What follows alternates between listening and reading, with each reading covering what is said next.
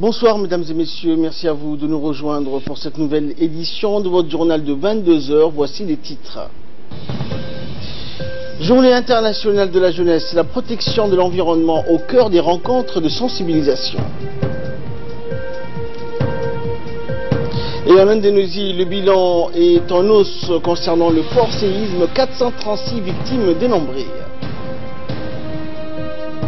Et passons au développement de ce journal. Le ministre de l'Équipement et des Transports, Mohamed Abdelkader Moussa, a reçu ce lundi dans son bureau l'ambassadeur des États-Unis d'Amérique accrédité à Djibouti, Larry André. La rencontre s'est déroulée en présence du secrétaire général par intérim, Ali Mirah Chehem Daoud. Cette visite s'inscrit dans le cadre des concertations et des consultations constantes que le ministère des Transports mène avec les grandes chancelleries. Les discussions entre le ministre et son hôte ont également porté sur la coopération bilatérale et sur le développement des infrastructures portuaires et aéroportuaires du pays. Les deux parties se sont déclarées satisfaites du soutien réciproque que s'apportent l'un et l'autre pays. La situation prévalente dans la région a été également évoquée, tout autant que les efforts entrepris pour sécuriser les voies de navigation internationales. À l'instar d'autres pays du monde, le secrétariat d'État à la jeunesse et au sport a célébré aujourd'hui la journée internationale de la jeunesse. Le thème retenu cette année pour marquer cette journée a porté sur les efforts de sensibilisation et de la jeunesse, donc, et de conscientisation des masses sur la protection de l'environnement, la sauvegarde des ressources naturelles et de la biodiversité, ainsi que la préservation de la planète contre les effets du réchauffement climatique. La protection de l'environnement est un thème porteur, l'appréhension ou la compréhension de tous les mécanismes qui contribuent à la détérioration de notre milieu et de nos ressources. Et notamment la propreté de la plage. Et j'aimerais bien aussi m'adresser aux parents, à la jeunesse qui fréquente ces plages, que la propreté c'est l'affaire de tous. Nous devons nous préoccuper de ces problèmes d'ordures et de déchets au bord de la plage. Et j'aimerais bien que tous les Djiboutiens ne laissent rien derrière eux. Je vais ajouter à cela l'appui important de l'UNICEF sur la réalisation de cette belle journée. Je remercie l'UNICEF Djibouti. Une autre manifestation s'est déroulée au CDC du quartier 3 où des jeux de loisirs et de détente ont été offerts en présence d'Abdelrachid Youssouf, représentant le département de la jeunesse et des sports, et la représentante de l'UNICEF à Djibouti, Dianabou Maandé. Des cartes et jeux interactifs ont été remis aux responsables des CDC afin que les adolescents puissent en profiter au cours de leur temps libre. Et dans son intervention, Dianabou Maandé a mis l'accent sur le mouvement global En Marche au profit des jeunes. Elle a mis l'accent sur les actions innovatrices et d'éveil devant aider les jeunes à s'épanouir. L'UNICEF appuie le secrétariat d'État à la jeunesse et au sport dans la dotation de ses matériels et de ses équipements. Dans les demandes de la participation, de l'engagement et du renforcement de l'estime de soi, et qu'ils soient des acteurs des changements des communications, promoteurs de changements chez les autres, et qu'ils renforcent également les compétences des autres adolescents. Les kits récréatifs sont composés des ballons de sport, football, volley, basket, des guides d'utilisation, des sacs de sport et également d'autres éléments comme des cahiers pour pouvoir développer leur estime. Il y a également les kits adolescents qui sont composés des feutres, des ciseaux, si je cite quelques éléments, des cahiers pour pouvoir décrire leurs activités, des jeux de cartes afin de développer leur renforcement, leur créativité dans les domaines de la participation et de l'engagement des adolescents et adolescentes. Et qu'ils s'éloignent définitivement de la délinquance, des fléaux qui les touchent directement, et qu'ils renforcent leurs compétences afin qu'ils soient des acteurs et non pas des bénéficiaires. Et à présent, je vous propose de suivre les interventions du représentant du secrétariat d'État à la jeunesse et au sport, Abdelrachid Youssouf, et de la représentante de l'UNICEF, Dianabou Maandé. Entamé avec le secrétariat d'État à la jeunesse et les sports en tout ce qui concerne le développement des adolescents et des jeunes. Nous estimons que c'est effectivement une très belle opportunité, une opportunité au niveau du développement de l'enfant et du jeune en ce qui concerne les possibilités que nous avons de pouvoir les stimuler et de pouvoir assurer qu'ils puissent aussi jouer le rôle d'agents de changement au niveau de leur communauté et du pays. Son Excellence le Président de la République a mis comme priorité pour Djibouti le développement du capital humain, et cela passe effectivement par l'accent que nous devons mettre pour le développement de l'enfant et du jeune. Et aujourd'hui, à travers ce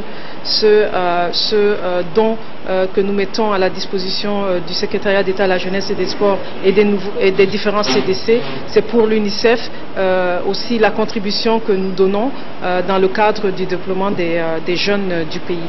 Représentant de l'UNICEF, nous espérons que cette collaboration continuera et se développera davantage dans l'esprit et dans le sens de soutenir à l'épanouissement de la jeunesse et à l'encontre vers le combat contre la délinquance juvénile, l'oisiveté des jeunes. Je vous remercie, et le secrétariat d'État de la jeunesse et des sports souhaiterait que cette collaboration puisse continuer davantage et se développer. Des images à présent de nos pèlerins qui se sont rendus cette année en Arabie Saoudite pour l'accomplissement de leur Hajj ou leur grand devoir religieux après avoir visité la ville de Médine. Les 3 premiers groupes de pèlerins djiboutiens ont rejoint la Mecque, Makka al-Mukarrama, lieu principal du pèlerinage.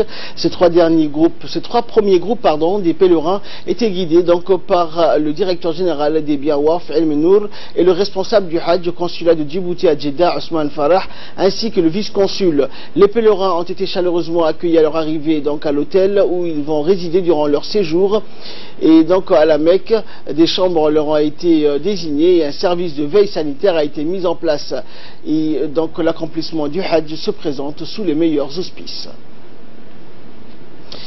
L'antenne du bureau de l'ANIFIP mise en place à Tadjoura a entrepris l'enregistrement des premières demandes d'embauche.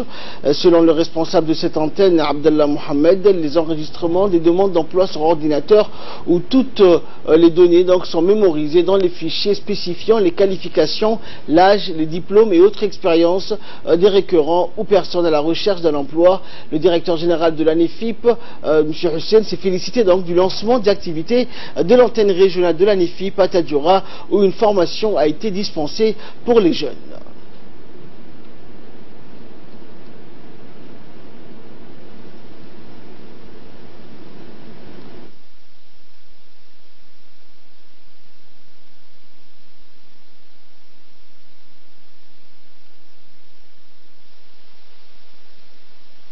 Il s'agit d'initiatives qui s'inscrivent bien entendu dans les cadres de la politique nationale de l'emploi. Cette action qui a pour objectif d'introduire les compétences de base et de l'employabilité et de l'entrepreneuriat auprès de jeunes qui sont à la recherche de l'emploi.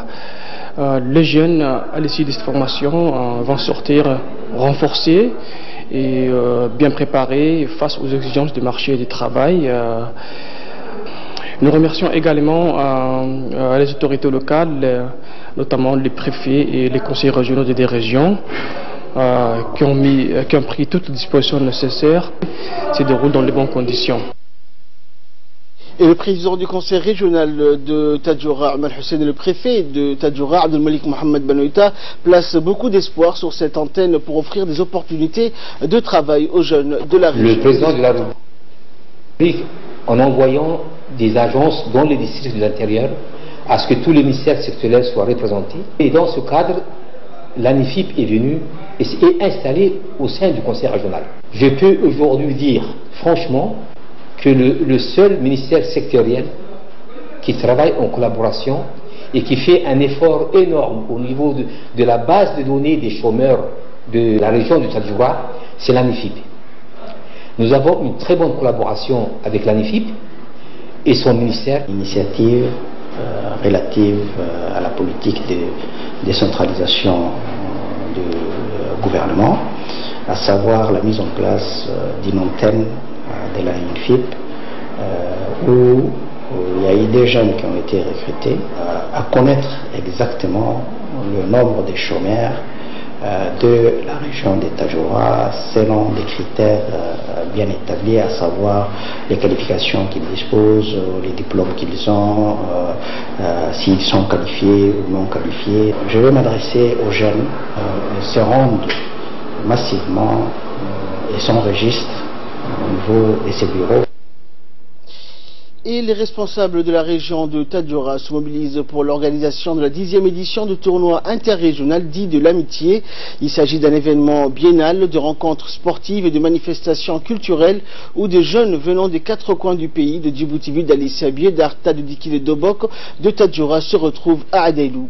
L'événement réunira près de 500 jeunes et depuis sa première édition en 2000, le tournoi interrégional dit de l'amitié a significativement donc contribué à la promotion du sport en milieu rural, permis à un nombre important de jeunes de découvrir des paysages de l'arrière-pays et de tisser des liens d'amitié entre jeunes.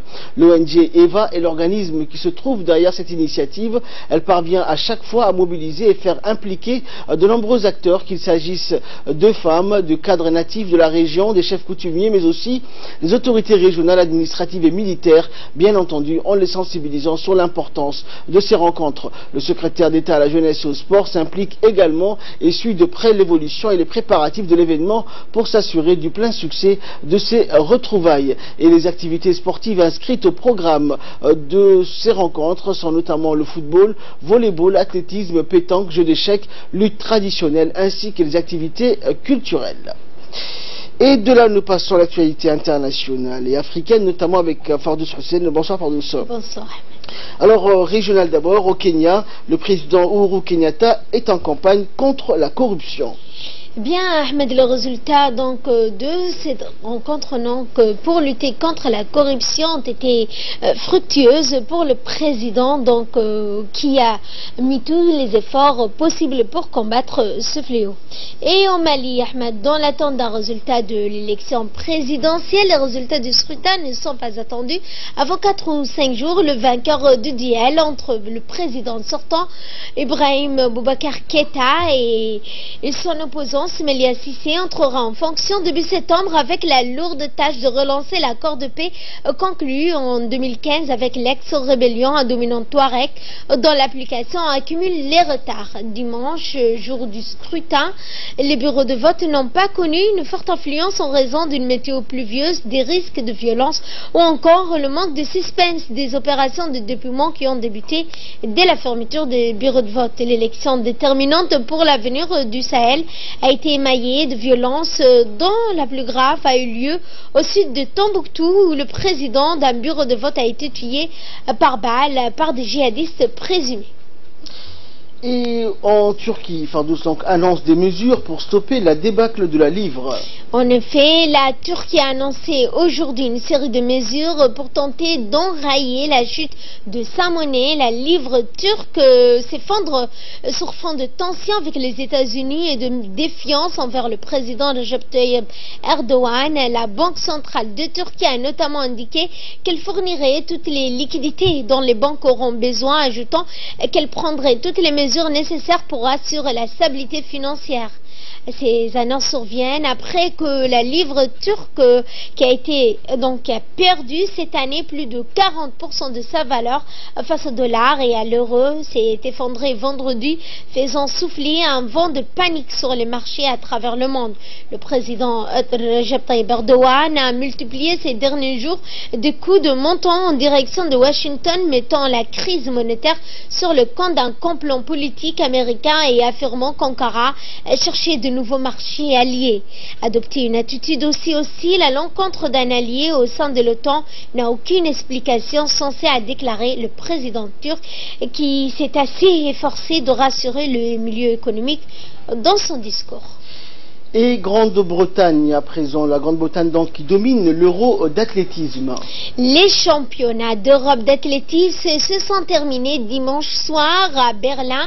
Ils ont été dominés par la Grande-Bretagne, forte de plusieurs succès dans les épreuves du sprint. Avant la clôture, la délégation s'est offerte un 3e titre de rang dans les relais 4x100 messieurs. Les sprinteurs britanniques emmenés par le champion d'Europe signe un chrono de 37 secondes et 80 millièmes.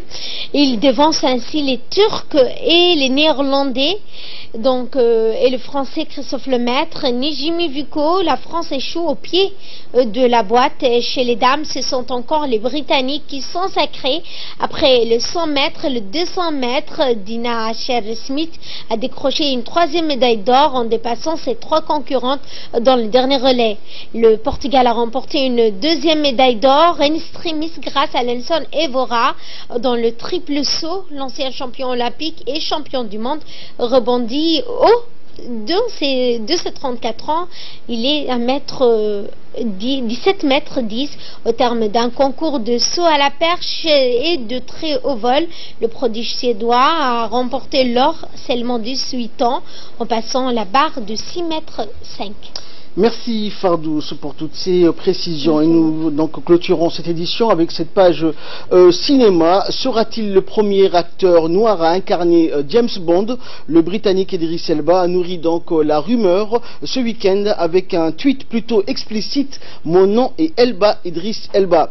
Voilà des années donc que son nom circule, et selon des médias américains, notamment le Daily Star, la productrice de James Bond aura indiqué donc qu'il était temps que l'agent secret soit joué par un comédien issu d'une minorité ethnique.